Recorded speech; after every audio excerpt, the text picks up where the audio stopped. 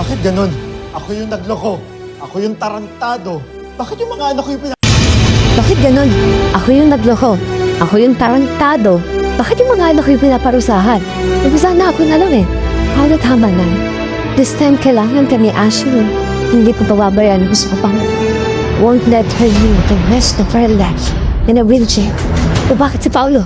Kahit anong gawin niya kahit magkamali siya, kung saan kayo para pumuli sa kanya, ano ba ginawa ko sa inyo? Para hindi niyo ako tunay na anak. Gusto mong malaman kung bakit? I want to know when the truth dahil sa'yo. Nasira ang buong pamilya mo. Sisirain ko. Mamasarap ko ang buong pamilya.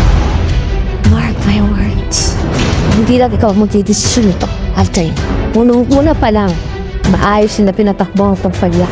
Hindi tayo magkakagulo. Kung nasaan na ang pamilya sinasabi mo. If only, tinrato mo lang ako parang anak kahit minsan. Kundi sana, hindi kita kinalaban. Shut your mouth. Bami ka pa hindi alam. He's not a real Torika.